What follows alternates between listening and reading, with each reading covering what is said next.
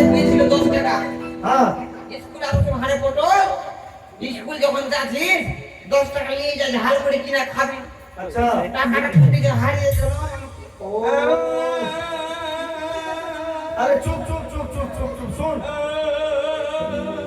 আরে শুন শুন চুপ আরে দাঁড়া পাবি না ওইরকম করে এত জনের মাঝে খুঁজে পাওয়া যায় আমি নিয়ে থাকলে আমাকে দিয়ে দেবে। গরমে টাকা চাই না,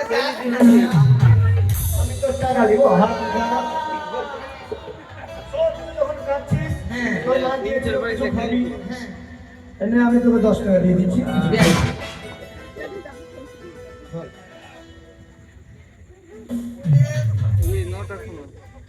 হ্যাঁ, এই যে টাকা তো আমার।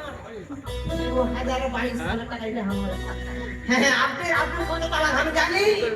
আপনি আমার পয়সা চুরি করেছেন।